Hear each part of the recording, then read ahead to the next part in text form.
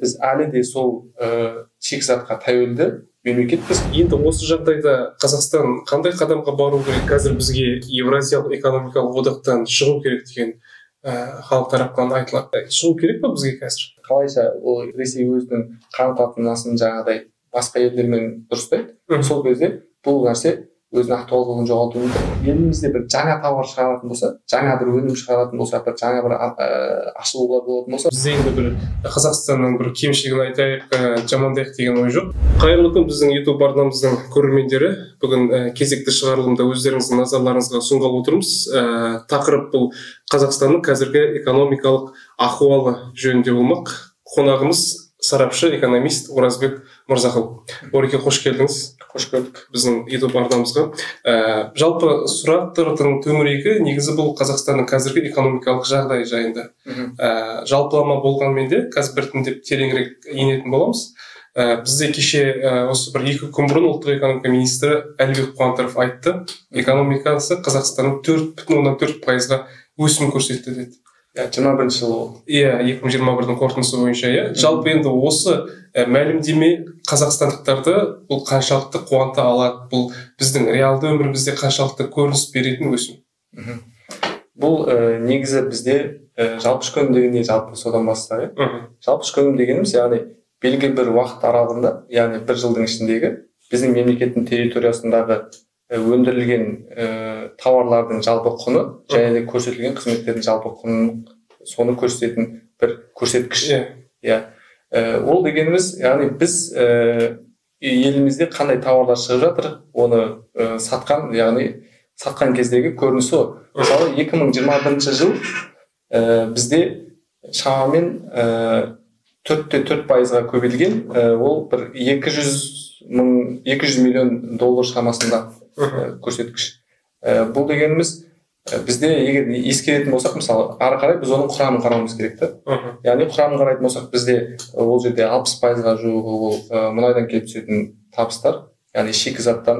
Одан соң оның бір 15-20%-ға жетпейтіні ол құрылыс саласында, және де бізде ауыл шаруашылығы саласында бір 20-ның айналасында. Яғни нақтырақ айтқан кезде біз әлі де сол шикізатқа тәуелді мемлекетпіз. Халықтың жеке өмірлеріндегі бұл жақсы жаңағы бұл прогресс бір айтарлықтай көрінеді деп айта алмаймыз. Әрине, қазір урбанизация жүріп жатыр. Қазір капиталистік заман, адамдар жаңағыдай кредиттерге қолжетімді болғандықтан өмір сапасының бір жақсаруы байқалады. Бірақ ол тек қана ол жаңағы біздің экономикамыздың қуаттылығынан деп айтуға келмейді. Жақсы, бізде жаңа мұнай біздің жалпы экспорттық түсімнің 70%-ға жуығын беріп тұрған біздің ең басты шикізат көзіміз ғой. Өткенде Каспий құбыр консорциумы істен шыққан кезде үлкен шу болды және қорқыныш болды. Бірақ ол қайттан артынан қалпына келді. Дегенмен де бізге бір нәрсе қалды, ол бұған сенуге болмайтындығы. Ресей арқылы экспорттауға сенімнің жоқтығына біз көзіміз жетті. Енді Қазақстанға қандай балама жолдар бар өз мұнайын экспортқа әлемдік нарыққа шығару үшін? Кеше мысалға Грузия арқылы 3 миллионға жуық тәулігіне 3 миллион тоннаны экспорттайық деді. Транскаспий жаңғыртайық деді, мысалы Тоқаев пен Ердоғанның кездесуінде. Қалай ойлайсың? Негізі бұл жерде мынандай нәрсе, бізде бұл айтпаса да белгілі нәрсе де, Қазақстан сіздерде географияның бірінші сабақтарында өтіп қойғаны теңізге жол жоқ бір ортада орналасқан мемлекет, барлық жақта жол жабық. Яғни бізде жалғыз теңізге шығатын жол Каспий арқылы ары қарай Қара теңіз, сонымен үлкен нарық Еуропаға жол ашылады. Сәйкесінше, мысалы, КТК жабылғаннан кейін бізде бір ғана жол, ол Әзірбайжан арқылы Турция, Турциядан Қара теңіз арқылы Еуропаға жіберу. Одан екінші бір жол бар, ол Түркменстан арқылы Иранға, Иран арқылы қайтадан сол жол. Турция не болса жаңағыдай Мысыр жақтармен, Жерорта теңізімен. Бірақ бұл екі жол ғана бар. Яғни біз одан артық жол қарастырамаймыз. Ол тек қана темір жол арқылы болуы мүмкін. Ол не болмаса жаңа бір құбырлар салу арқылы болуы мүмкін. Біз қазір онсыз да Қытай мемлекетіне құбырлар арқылы транспорттаймыз, тасымалдаймыз.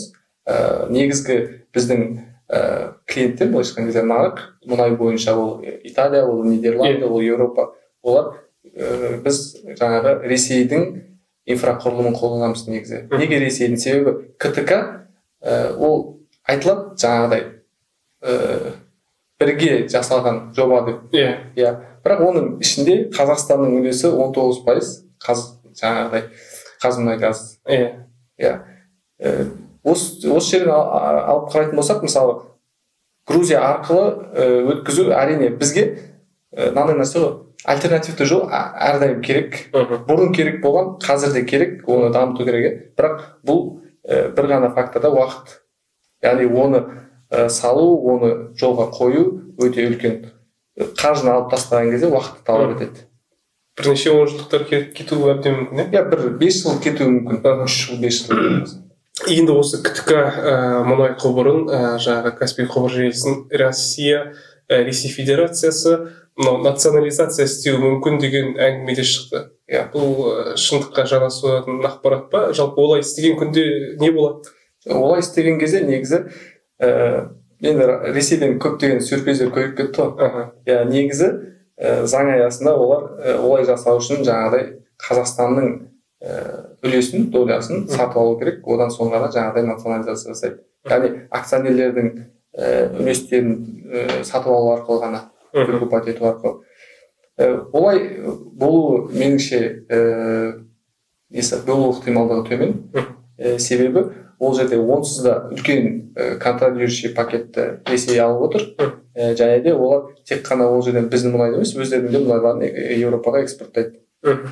Сол тұрғыдан алған кезде бұл жерде ол тек қана бір рычаг болуы мүмкін, яғни оларда жаңа айтады, басқару пакеті олардың қолында, олар осы нәрсені бізге бір әсер ету күш ретінде қолданып отыруы мүмкін. Оны национализациялаудан оларға алып кетер бір пайда жоқ сияқты. Енді Европалық одақ бар, жалпы ақш бар кезекті пакеттерін әзірлеп жатыр деп айтылады, санкцияның. Бұндай жағдайда Ресейдің мұнайы мен газына Европа құрлығы тарапынан, жалпы Европа елдері тарапынан толықтай эмбарго жариялану мүмкін дейді. Егер бұл іске асқан жағдайда Қазақстан мұнайына дегенге сұраныс өсуі мүмкін бе қазіргіден де, немесе бізге де эмбаргоның салқыны тиюі мүмкін бе? Мен олай ойламаймын. Мысалы, біріншіден бір нәрседен бас тарту арқылы, яғни сенде ол нәрсенің орнын басатын екінші бір балама болу керек. Европа қазір үзілді кесілді неге Ресейдің газы мен мұнайынан бас тарта алмай отыр? Себебі басқа баламаның жоқтығынан. Ол да уақытты талап етеді, альтернативті жолдар қарастырып жатыр. Онымен қоса параллельді түрде жасыл энергия көздері дейміз, яғни соған да инвестициялар көбейіп жатыр. Бірақ ол қазір болатын нәрсе емес. Ал бізге қазір тамақ жеу керек, қазір жаңағы жылу керек, қазір машиналарымыз жүру керек деген сияқты. Осы тұрғыдан алған кезде, егер эмбарго Ресейдің мұнайы мен газына жарияланса, Қазақстанның мұнайына сұраныстың өсетіні сөзсіз. Бірақ екінші мәселеде біз оларға ол мұнайды қалай жеткіземіз? Жаңағы мәселеге қайтып ораламыз. Яғни міндетті түрде альтернативті жолдарды қарастыра беру керек. Ол біздің жабық құрлықтың ортасына орналасуымыздың өзі бізге альтернативті жолдың қажет екенін көрсеткен. Бірақ біз белгілі бір себептермен ол нәрсемен айналысқан жоқпыз. Қазір енді ол мәселе туған кезде шырылдап жатырмыз да. Оны кейінге қалдырмау керек. Қазір сол нәрсені жасау керек. Және де параллельді түрде қазір қолымызда бар КТК арқылы өткізу жалғастыру керек. Тағы бір 5 жылдан кейін бармақты істеп отырмас үшін қазіргіден бастап кіріскен жөн ғой. Иә. Бұл андай осы уақытқа дейін кешіктік деп басқасы отыратын нәрсе емес, тез іске кірісу керек. Енді бізде осы мұнай тақырыбынан кейін автоматты түрде Қазақстан экономикасының әлі күнге толыққанды әртараптандырылмағандығы, соның салдарынан біз тек шикізат экспорттаушы ел күйінде қалып отырғанымызды байқаймыз да. Бұл қазақстандықтардың өміріне, жалпы өмір сүру кірісіне болсын, табысына тікелей әсер етіп жатыр. Енді осы жағдайда Қазақстан қандай қадамға бару керек? Жалпы әртараптандыру деген ұғымды қалай түсінеміз біз экономиканы? Әртараптандыру дегеніміз, яғни барлық жұмыртқаны бір корзинаға салмау деген нәрсе ғой, түптеп келгенде. Яғни біз мынандай нәрседе, мысалы осы уақытқа дейін бізді асырап келе жатқан мұнай, бір кезде ол біткен кезде бізді аштан өліп қалмауымыз керек. Әртараптандыру осы үшін жасалды, негізгі мақсат. Яғни осы тұрғыдан алған кезде бізде, сіз дұрыс айтасыз, қазақ тұрғындардың өміріне ол әсер етіп жатыр. Себебі адамдарда белгісіздік біріншіден, екіншіден олардың тұтынатын тауарлары күннен күнге өсіп жатыр. Себебі сәйкесінше біз импортқа тәуелдіміз. Яғни импортқа тәуелдіміз деген сөз, біз яғни сырттан келетін заттардың барлығын инвалюта дейді, яғни шетелдік валютамен сатып аламыз. Ал біздің экономикамыз қуатты болмаған сайын, яғни тек қана шикізатқа байланған сайын, ол шетелдік валюта біз үшін қымбатқа түсе береді. Яғни ол ойнаған сайын біздің ол халықтың қалтасынан тұрады десе болады да. Мысалы мынандай бір қызық нәрсе бар. Бәрі айтады, бір қауын қарбыз сатып отыратын адам айтады, доллар қымбаттады деп өзінің қарбыздың бағасын қымбаттатады. Біз оған көреміз, саған доллардың не қатысы бар деп. Бірақ егер цепочканы былай соңына дейін қазатын болсақ, оған қатысы бар. Мысалы, сіз саудагерсіз, жаңағы қарбыз сатасыз, жаңағы Жетісайдың бір жерінде мүлдем шетелден ештеңе алмайсыз деген күннің өзінде сіздің табысыңыз азаяды. Неге? Сіз басқа нәрселерді шетелдік заттар тұтынасыз. Сіз мысалы азық-түлікті шетелдік заттар тұтынасыз. Қазір бізде импорттың 65%-ын сырттан келеді. Ол жаңағыдай Украинаның, Беларусияның, Ресейдің сүт өнімдері, колбасный изделия дейді, яғни азық-түліктің көп бөлігі сол жақтан келеді. Яғни сіз сәйкесінше оларды тұтыну арқылы оларға доллар тікелей әсер етеді. Яғни осы тұрғыдан алған кезде белгілі бір тұрғыда жаңағының доллар қымбаттады, менің қарбызым қымбат тұру керек деген ақтап алуға болады. Дәл осы цепочка арқылы барлық тұрғындардың өміріне әсер етеді. Яғни шетелдік валютаның бағамының өзгеруі. Ал оның бағамының өзгеруі біздің экономикамыздың қуаттылығымен тікелей байланысты. Енді бізде сәл тақырыптан ойыссақ, жаңағы қымбатшылық дегеніміз бұл инфляция қазір сәуірде 13.2%-ға жетті жылдық мәнде. Және Пірматов айтты, ұлттық банктың төрағасы, бұл тоқтамайды, енді жылдың соңына дейін өседі деп айтып отыр. Ал ұлттық банк өз кезегінде базалық ставканы 14-ке дейін көтерді. Демек, олар инфляцияны шектеудің оларда жалғыз ғана инструменті бар, ол базалық ставканы көтере беру. Егер олай жалғаса беретін болса, бұл неге апарып соғуы мүмкін? Инфляция да көтеріледі, базалық ставка да көтеріледі, сәйкесінше тұтынушылық несие, ипотека, олардың да пайыздық ставкасы қымбаттайды деген сияқты. Әрине, жаңағы бізде үкімет қарсы, Әшімбаев, мысалға Сенат төрағасы, олар қарсылық танытады, бұл тақырыпта олардың пікірі тоғыспайды. Ұлттық банктың. Негізі, сіз дұрыс айтасыз, жаңағыдай ұлттық банктың базалық ставкасы көтерілген сайын бізде теңгеміз қымбаттайды ғой, былайша айтқан кезде. Яғни біз несиені теңгемен аламыз, сәйкесінше біздің несиенің ставкалары қымбаттатады екінші деңгейлі банк. Бұл тұрғыдан алған кезде бізде басқаша бір альтернативті жолдың қазіргі кезде болмай тұрғандығы, ол шынын айтқан кезде үкімет бұл нәрседе шарасыз деуге болады. Себебі ол осы уақытқа дейінгі жасау керек нәрселер, осы уақытқа дейінгі іске асыру керек өндірістік бағдарламалар, бізде өндірістің дамуы, ауыл шаруашылығының дамуы, яғни соның барлығында үкімет былайша айтқан кезде жеңіліп қалды. Олар ол мүмкіндіктердің барлығын жіберіп алды, қолдарынан жүзеге асырылған жоқ. Яғни сол нәрсе. Ал енді екінші жаңағы инфляцияны тежеу бойынша екінші рычагы жаңағыдай екінші бір орган бар, ол ұлттық банк. Ол өз тарапынан барлық нелердің инструменттерін қолданып жатыр. Ол сіз айтпақшы базалық ставканы көтеру, ол интервенция жасау. Яғни осы арқылы қазіргі кезде тек қана ұлттық банк тарапынан жасалып жатқан дүниелер қазіргі кезде жаңағыдай осы ситуацияға қатысты сол ғана жасап жатыр да. Ал бірақ екінші жағы бар еді, ол бір тез әсер ететін зат емес, ол яғни ұзақ мерзімді талап етеді. Осы уақытқа дейін бізде уақыт болды, бірақ қазіргі жағдайға жетіп отырмыз. Енді Ресей өнімдеріне деген тәуелділіктің де өте үлкен көлемде екендігі осы жолы көрініп қалды ғой. Біраз нәрселерді олар бидаймен ұнды жібермей қойды, қантты жібермей қойды, экспортты шектеп тастады, тіпті жаңағы Евразиялық экономикалық одаққа мүше елдердің өзіне жіберген жоқ, соның аясында тауар айналымы қысқарды. Енді осы жағдайдан шығудың жолы қандай? Біріншіден, бұл бізге түсіндірді, что бір затқа жаңағыдай әртараптандыруды керек екенді, яғни бір нәрсеге байланудың қажет емес екендігі. Ол бір.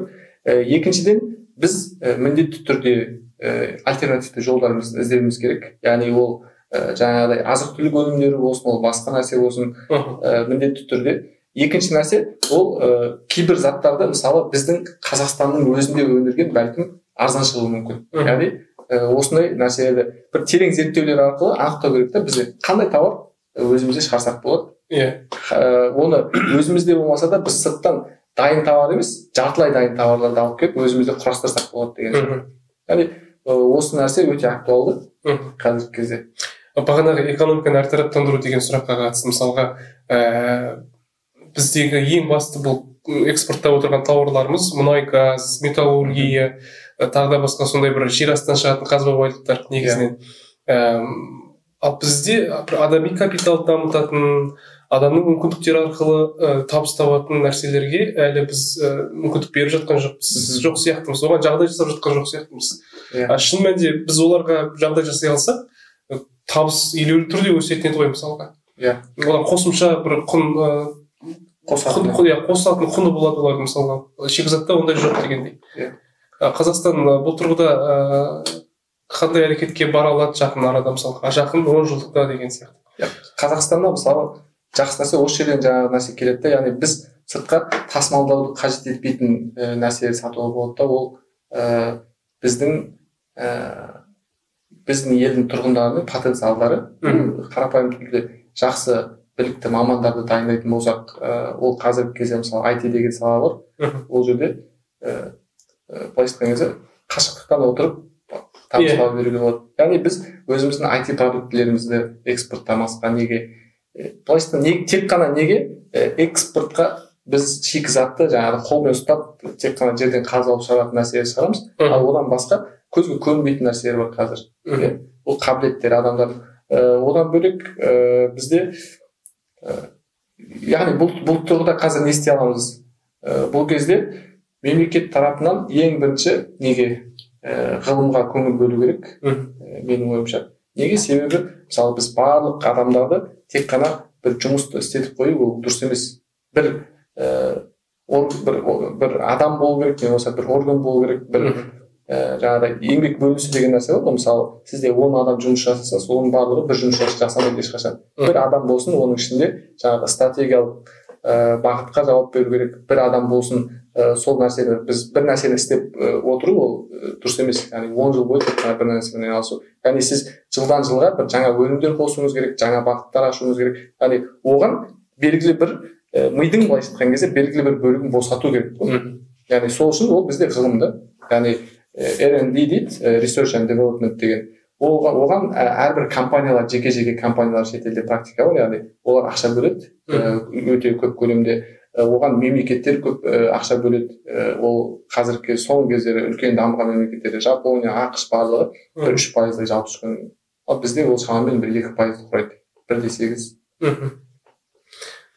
Бізде енді экономика бір жақсы деңгейде даму үшін бұл мемлекет экономикаға аралас болу керек деген ұғым айтылады ғой.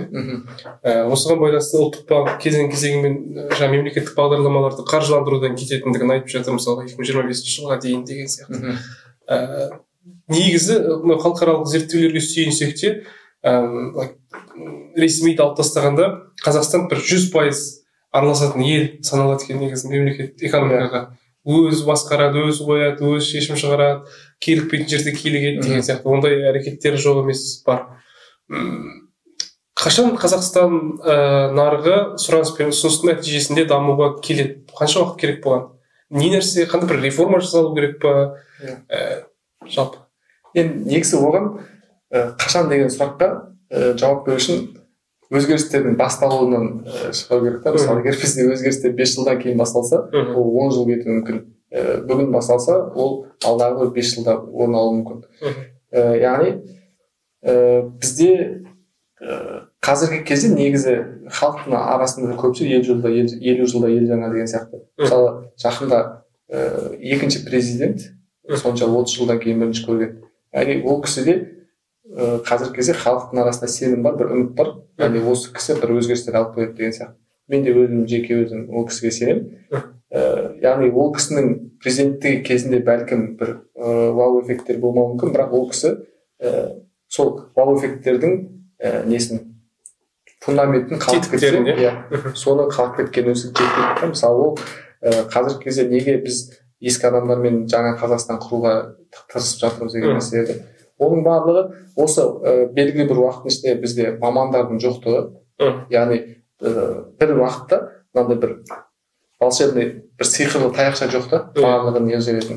Оның бәрін істейтін адамдар, оның барлығын істейтін сіз бен біз деген сияқты барлығы атсалысу керек. Яғни осы тұрғыдан алған кезде қазіргі президенттің, мысалы Тоқаев мырзаның негізгі істеп кететін үлкен бір үлесі ол жақсы мамандарды даярдай алу, оларға мүмкіндіктерді ашу, яғни барлығына бір тең деңгейде нелер ұсыну, мүмкіндіктер ұсыну, және де осы өзгерістердің басын бастап кету ғой.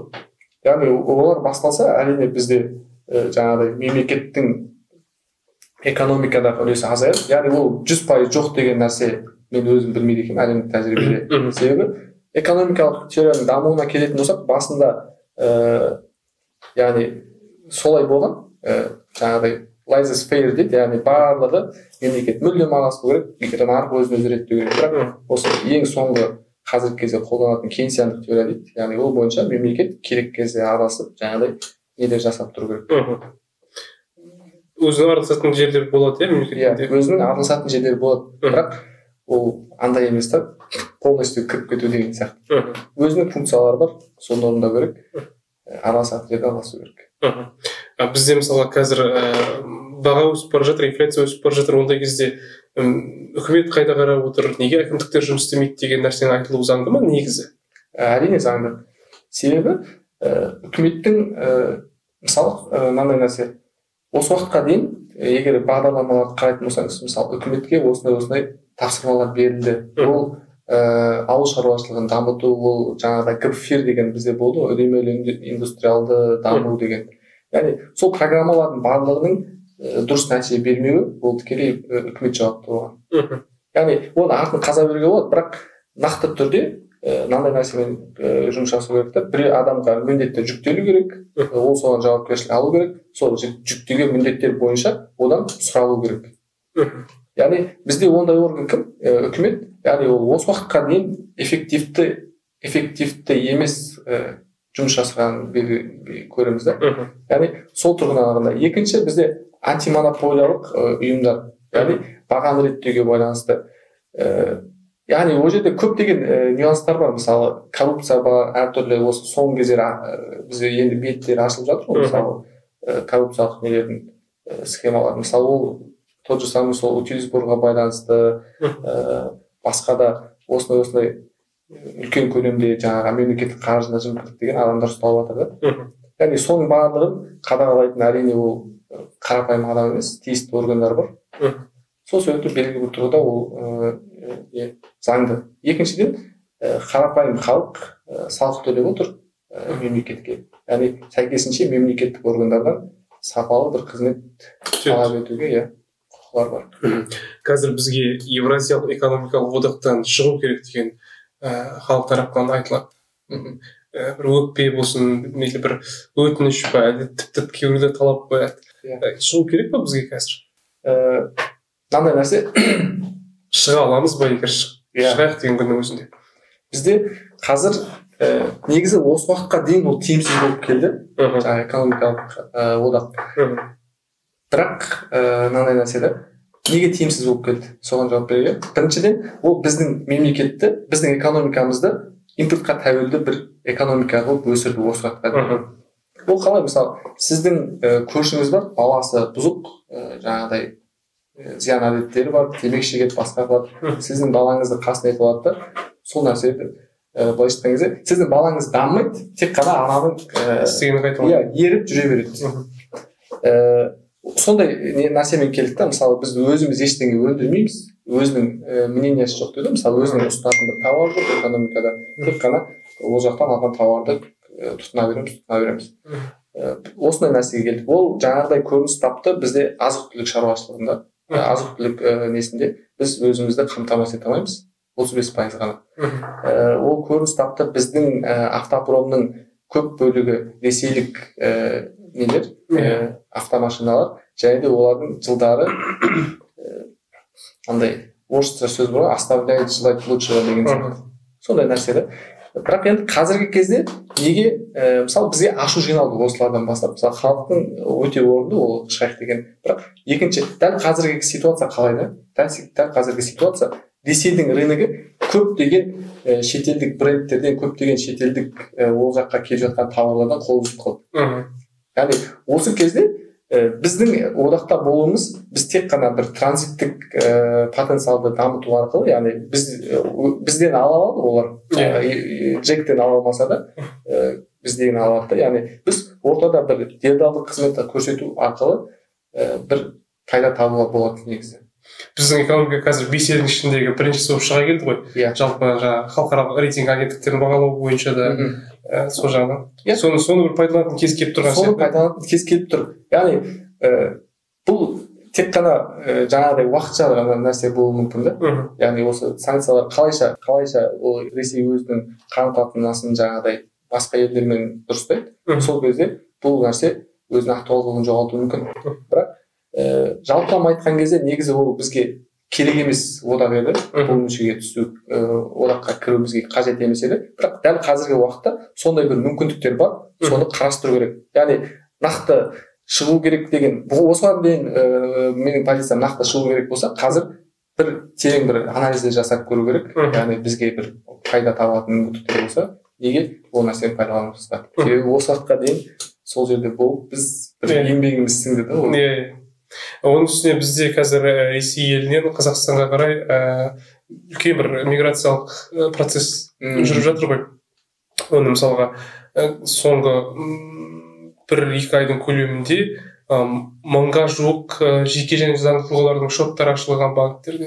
Осының өзі айғақтайды да олардың өте үлкен қарқынмен келіп жатқандығын. Қарапайым азаматтарды көріп жатырмыз дейді банктерде, цонтарда деген сияқты. Бұл да Қазақстанның пайдаланып қалатын мүмкіндігі ретінде қарастыра аламыз ба бұл нәрсені?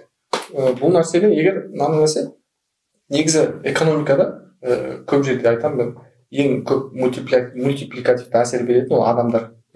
Яғни бір адам, себебі ол адам бір уақытта ол тұтынушы, ол бір уақытта бәлкім кәсіпкер болады, ол бір уақытта осы ең негізгі агент осы ғой.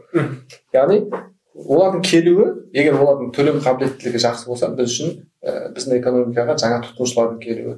Сәйкесінше біздің шағын орта бизнестің табысы ұлғаяды. Өйткені артық бір 100 адамға, 1000 адамға олар өзінің тауарын ұсына алады. Ол бірінші нәрсе. Екінші нәрсе, егер олар жаңағыдай біздің келіп еңбек нарығына келіп конкуренция жасайды.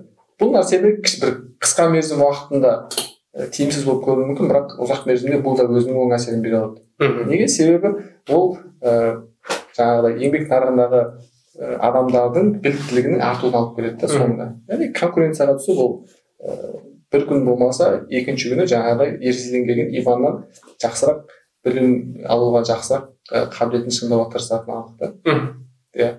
Және де үшінші нәрсе бар, егер олар андай мысалы Қазақстанда табыс тауып тапқан ақшасын шетелге жіберетін болса, Ресейге өзінің үйіне жіберетін болса, онда олардан бізге пайдасынан зиян көбірек деуге болады. Себебі бізден сыртқа қарай жаңағыдай капиталдың ағыны келіп жатыр да. Ал осы экономикалық теорияның бастапқы нелері меркантилистердің несі бойынша, теориясы бойынша елді сырттан ішке келетін ақша ғана байытады дейді. Яғни осындай нәрсе. Олардың келуінің көлеміне қарай, олардың келуінің құрамына қарай, мысалы олардың ішінде естіп жатырмыз жаңағыдай кәсіпкерлер де бар деген сияқты. Олар осында келіп кәсіп ашып, осында келіп жаңағыдай біздің халықты жұмыспен қамтитын болса, бізге өзінің салығын төлейтін болса, неге жоқ? Енді тағы бір маңызды мәселе бұл ұлттық қордан трансферттерін жасау мәселесі. Биыл 4,6 триллион теңге алу жоспарланған республикалық бюджет тапшылығын жабу үшін. Соның 1,2 триллион алынған қазірге дейін. Енді жылдың соңына дейін қалғаны міндетті түрде алынады. Ол осымен 3-ші жыл қатарынан ұлттық қордан алған қаражат көлемі 4,5 триллионнан артық болып келе жатыр екен. Бұл енді ұлттық қор бітпейтін нәрсе емес қой ол. Оның үстіне біз оны келешек ұрпаққа деп қалыптастырғанбыз баста. Жалпы осы ұлттық қордан қаражат алып әлеуметтік жәрдемақыны, басқа да бюджет шығыстарын жауап берудің соңы не нәрсеге әкеліп соғады? Бізде ең алдымен ондай нәрсе жасау үшін мамандар керек та, яғни адами капиталды дамыту керек. Ол да жаңағыдай бір күнде болатын нәрсе емес, бірақ уақыт талап етеді. Ал ұлттық банк жаңағы ұлттық қордан бөлініп жатқан трансферттерге келетін болсақ, ол қазіргі кезде мысалы барлығы таңда мысалы доллардың құны барлығы күткен еді бір 700 болады деп, бірақ 430 қайта күшейіп болды. Оның барлығы ұлттық қордан бөлінген жаңағы трансферттердің күшімен олар былайша айтқан кезде интервенцияның рөлін атқарып отыр. Яғни біздің ұлттық қорда доллармен сақталған болса, ол долларды экономикаға жіберу үшін теңгеге алмастыру керек. Сәйкесінше доллардың біздегі жаңағыдай көлемі көп, сәйкесінше көп товарға баға аз болады әрқашан. Ал егер товар тапшы болған сайын оған баға жоғары болады.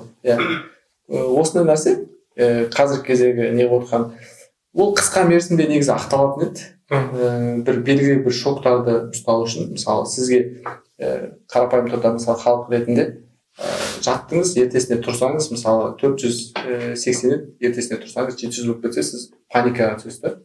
Дәл сол сияқты бүкіл халық паникаға түсіп, өзіміз кеше ғана қаңтар оқиғасынан шыққаннан кейін екінші паника бізге керек емес. Яғни осындай мақсатта трансферттер жасау, жаңағы ұлттық қордан осындай мақсатта интервенция жасау ұлттық банк тарапынан олар ақталады, бірақ ол жаңағыдай емес та, оны әдетке айналдырмау керек, оны жылдың соңына дейін жасамауымыз керек. Керісінше біздің мақсат сол ұлттық қордағы қаражат көлемін ұлғайтуда негізі, бірақ біз қазіргі кезде соған тура қарама-қарсы нәрсе жасап отырмыз. Белгілі бір мәселеде ол ақталды, бірақ тағы да оны жаңағыдай әдетке айналдыра берсек, ол бір зиян әдетке айналады соңында. Қазақстан қаржыгерлер қауымдастығы хабарлапты да, қазір ұлттық қордағы жаңа активтердің жалпы ішкі өнімге қатынасы 40-тан 34%-ға төмендеді. Негізі жаңағы азайтылмау тиіс қалдық көлемі 30% екен ғой? Критический, да? Ең шекті мөлшері. Демек, соған таяп қалған ба бұл сонда? 34-ке дейін төмендеді деген қалай түсіну ғой? Демек, әрине бізде толып жатқан жоқ, керісінше кетіп жатыр. Яғни, егер осылай жалғаса беретін болса, ол шекті деңгейге міндетті жетеді. Бізге қазіргі кезде мысалы мұнайдың бағасы жақсы, Қазақстан үшін өте қолайлы. Осы кезеңді пайдаланып, неге керісінше біз сол ұлттық қорымызды көбейтіп алмасқа. Бірақ енді оған қазіргі кезде жаңағыдай санкцияның әсерлері, басқа да әсерлер болып отыр. Яғни, бірақ сол нәрсе бойынша жұмыс жасалу керек жалпы. Ол ұзақ мерзімді талап етеді. Ұзақ мерзімді талап етеді дегенде бұл нәрсені кейінге қалдыра беруге болмайды. Енді бір сұрақ бұл сәл банк секторына қатысты. Бұл да біздің ішкі экономикаға әсері бар нәрсе ғой. Ресейлік еншілес банктердің сатыла бастауы. Альфа-банк сатылып кетті, банк центр кредитке. Енді ВТБ мен Сбербанкте сатылымға қойылғанда хабарланды. Жақын арада олар да өз акционерлерін ауыстырады деген сөз. Жалпы әсіресе осының ішінде Сбер үздік үштікте түспейтін күшті банк еді біздің отандық нарықтағы. Жаңағы жеке тұлға болса жеке тұлғаны, заңды тұлға болса заңды тұлғаны қаржыландыра алатын, жаңағы бизнеске күшті несиелеу, қарқынды несиелеу беретін. Енді осы бұл ішкі экономикамызға бір тенденцияларға әсерін тигізе ме олардың кетуі? Әлде ресейлік еншілес банктердің орнын басқа бір өзіміздің банктер немесе басқа бір технологиясы жоғары шетелдік банктерді басқан дұрыс па? Негізі Альфа-банк пен Сбербанк болатын болса, негізі олар біздің нарықта, сіз айтпақшы жаңағыдай бір күшті бір игроктардың бірі болуы ғой. Мысалы Альфа-банк цифровизация жағынан бір жақсы бір үлгілер көрсетті десе болады.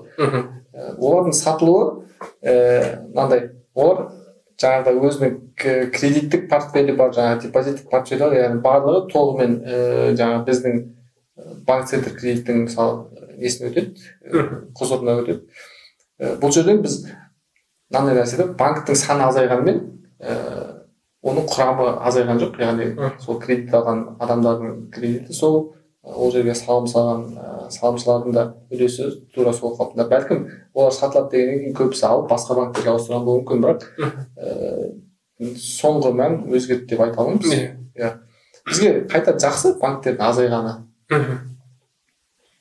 Нарықта банктердің аз болған жақсы. Аз болған, иә, жақсы. Бұл бізде бұрын қанша, мысалы 40-тай банк бар еді, ол жылдан жылға азайып келе жатыр, ол тенденция.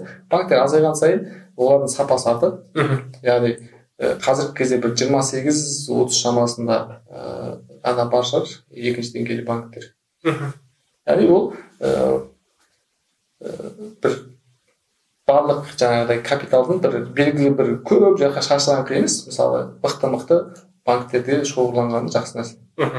Одан кейін бізде тағы бір айтылатын пікір, бұл кейбір депутаттар айтты, мысалға Мұрат Бақтиярұлы айтқан кезінде, басқа да тұлғалар айтқан, көп функционалды мемлекеттік толыққанда банк құруымыз керек деген сияқты. Агробанк мысалындағы, мысалы, ауыл шаруашылығы несиелеуге арналған, фермерлерге жылдық 4% деген сияқты несие беретін деп. Олар айтады, қазір мысалға көбі күшті қызмет көрсетеді деп Сберден, Альфадан, ВТБ-дан несие алған, енді 3 триллион теңгеге жуық ақша қазақстандықтардың бұғатталып жатыр қазір олардың шотында. Біз осындай қиындықпен бетпе-бет келмеуші едік, егер агробанк құрғанымызда дейді.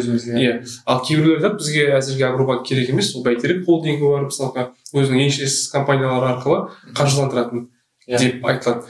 Бірақ бәйтерекке сенейін десек, бізде квази мемлекеттік секторға деген үлкен бір күмән бар, олардың қызметіне, олардың ашықтығына қатысты. Қалай ойлайсыз, бізге агробанк, салалық банк жалпы керек па? Негізі бізде салалық жаңа қаржыландырумен айналысатын ұйымдар болған, бұған дейін. Жаңағыдай ауыл шаруашылығына қатысты. Қазір есіме түспей тұр. Бірақ негізі ол нәрсе, мынандай нәрсе ғой. Жұмыс жасаса әрине керек. Бізде екінші бір басты проблема бар, ол жасалған бағдарламалардың барлығы өзінің тиісті аудиториясына жете бермейді. Тура сондай бізде осы уақытқа дейін жаңағы ауыл шаруашылығына 10 миллиард доллардан көп ақша жұмсалған мемлекет тарапынан, бірақ әлі де ол салада бізде бір өсім жоқ. Сол сияқты бізде салалық банктер керек, ол жаңағыдай ауыл шаруашылығына керек, мысалы белгілі бір нақты салаға маманданған банктер. Ол әлемдік тәжірибеде қолданылады. Ол осы көршілес Қытай мемлекетінде, Европа мемлекеттерінде бар. Бірақ сайып келгендегі жаңа нәрсе ғой. Ол өзінің ісін қаншалықты атқара алады деген нәрсе. Қаншалықты тиімді жұмыс механизмі ол жерде жасалады. Енді теңге бағамына қатысты бір сұрақ болсын. Бізде жазға қарай қайтадан теңге өте қатты құлдырауға ұшырауы мүмкін деп айтылып жатыр. Қазіргісі ол уақытша құбылыс деген сияқты. Мысалға рубльде қазір күшті болып тұр ғой долларға қатынасы. Бірақ олар ішкі факторлардың әсеріне әзірге ұстап тұр деп айтылады. Ал шын мәнінде Россия орталық банкінің активтері бұғатталып жатыр шет мемлекеттерде. Біздің де жағдайымыз қазір қандай, жалпы теңге нығаяды деп күтеміз ба? Жаздың ортасы, күздің басына қарай. Негізі мынандай нәрсе, қазіргі кезде біз өте егер бір логический тізбекпен қарайтын болсақ, теңгенің күшейіп тұруы, мысалы доллар қазір 438, сол шамада, ол өте бір қызық нәрсе. Оған екі түрлі нәрсе әсер етуде. Мысалы қазіргі кезде біздің ұлттық банк интервенция жасап жатыр, біз ұлттық қордан трансферттер жасап жатырмыз жаңағыдай. Бұл бір. Екінші, дәл сондай біздің теңгеміз өте қатты тәуелді рубль, яғни Ресейдің ұлттық банкі, жаңағы орталық Центробанк дейді, олар да үлкен көлемдерде интервенция жасап жатыр. Яғни барынша екі жақта теңгелерін ұстап тұруға ақшаны аялатқан жоқ десе болады. Бұл бірінші фактор. Не үшін қазіргі кезде күшті болып тұрғанда. Екіншіден, бұған мысалы теңгеге тағы да бір екінші әсер ететін нәрсе, ол мұнайдың бағасы. Мұнайдың бағасы екі елге де қолайлы қазіргі кезде. Сол фактор бар. Бірақ үшінші фактор ол доллар индекс дейді. Яғни доллардың несі күші қуаттылығы былайша айтқан ол керісінше доллар қазіргі кезде базалық ставканы көтерді, сәйкесінше ол күшею керек. Және де екінші біздің ұлттық экономикамыздың қуаттылығы біздің ұлттық валютаға тікелей әсер етеді. Яғни біздің өте бір нашар жағдайда осыларды алып келіп қараған кезде қазіргі кездегі курс бағамы ол не сіз айтпақшы уақытша алдамшы сияқты. Алдамшы. Менің егер болжам бойынша негізі күзге қарай жаңағыдай құлдырау болады деген күтім бар. Ол кезде әрине бір мемлекет тарапынан тағы да жаңағыдай қолмен ұстайды. Себебі екінші бір паника, екінші бір шок керек емес. Бірақ оның да бір шегі бар ғой. Мысалы, оған дейін бір 430-450 шамасына ұстай алмайды. Ол шамамен жаңағыдай 500-ден асуы мүмкін. Жылдың аяғына қарай. Бізде енді түптің-түбінде бұл теңгені нығайту үшін, азаматтардың өмір сүру сапасын да жақсарта алу үшін өндірістік экономикаға қарай қадам басу керек екендігі белгілі. Қазіргі жағдайдан ауысып, шикізаттық экспорттан, тәуелділіктен арылып, өндірістік экономикалық ел болу үшін, бір адами капиталдар жақсы дамыған мемлекет болу үшін қандай бір жаңа экономикалық саясат керек бізге? Нақты қандай қадамдарға барған дұрыс? Мемлекет тарапынан негізі бағдарламалардың атаулары өте жақсы. Тартымды. Өте тартымды, иә. Бізде мынандай нәрсе бар. Локализация деген дүние соңғы кезде айтылып жүр. Оған дейін импорт алмастыру деген нәрсе ол локализация қазіргі кезде. Яғни оны іске асыру керек. Ол қалай? Мысалы біз автопромның мысалына қарайтын болсақ, біз толықтай 95% сырттан дайын запчастилерді, дайын бөлшектерді алып келеміз, өзімізде құрастырамыз және сатамыз. Яғни бізде істелінетін нәрсе ол жаңағыдай сварка дейді. Сондай нәрселер жаңағыдай болттарды бұрау осы тұрғыдан алғанда, егер біз жаңағыдай терең зерттеулер жүргізетін болсақ, терең анализ жүргізетін болсақ, мысалы, бізде бәлкім оның бір ручкасын, жаңағыдай есіктегі ручканы шығару бізде тиімді шығар. Бізде бәлкім мұнда тұрған айнасын шығару тиімді шығар. Яғни әрбір детальды барлығын бірдей алу қажет емес. Мысалы, бір анализ жасап, белгілі бір позицияларды анықтап, ол тек қана автопромға қатысты емес, белгілі бір детальдарды Қазақстанда жасап шығару, бәлкім Қытайда, тіпті Қытайдың өзінен арзан түсуі мүмкін. Ол Қытай болмаса Ресейден арзан түсуі мүмкін. Яғни сондай бір эффективті, бізде өндірген эффективті нәрселер бар, соларды өндірісін Қазақстанда дамыту. Яғни бара-бара жаңағы локализациялана береді. Ол егер компьютерлік ноутбуктар болатын болса, оның бір пернелерін бізде шығару тиімді шығар. Оның жаңағыдай бір ішіндегі материнский плата дейді, сол бір тақташаларды шығару бізде тиімді шығар. Яғни сырттан дайын өнімді алып келу әрине оңай, жалпылама өзінің құнын санаған кезде көп разница болмауы мүмкін, бірақ практика көрсетіп отыр. Біз өзімізде шығаруды үйренуіміз керек ертелі кеш. Ол бірінші жаңағыдай зерттеулер жүргізіп, мысалы қазір 444 бір инвестициялық жоба әзірленді, осы үкімет тарапынан деген нәрсе айтылып жатыр. Бірақ ол айналып келіп сол баяғы нәрсеге келіп тірелуі мүмкін. Оған ашықтық керек.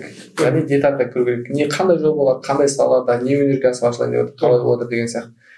Олардың бұл жерде мені не қылатыны, мысалы жақсы нәрселер олар, бірақ осындай қысқа уақыттың ішінде оларды шығарып бере салуы, ол жерде бір терең анализдің болмағандығын көрсетеді. Маған сол нәрсені айтады. Сол себепті сәл ол нәрсеге сенімсіздікпен қараймын. Ал егер ол нәрсені осы уақытқа дейін зерттеліп жасалып, бір нақты бір 400 емес бір 40 шығарса, бірақ соның бір 30% жүзеге асатын болса, мысалы 15-20 жобадай, оның өзі бізге нәтижелі. Яғни нәтижеге жұмыс істеу керек. Ол бірінші. Екінші нәрсе, ол жаңағыдай айтпаса да түсінікті, оның барлығын жасайтын мамандар керек, жаңағыдай адами капиталдың потенциалы жоғары керек. Ол білімнің сапасына, біздегі медицина қызметтердің сапасына көңіл бөлу керек. Түптеп келген кезде бізде мысалы өндірісті ашудың Қазақстанда негізі тиімсіз деп айтылады. Жалпылама мен онымен келісемін. Бізде нарық аз, біз жаңағыдай әртүрлі транспорттың құны өте жоғары, алыс орналасқанбыз. Жеріміз де кең, бір жерден екінші жерге бару үшін сәйкесінше қымбат. Одан соң теңізден алсақ біз тағы да қымбат. Бірақ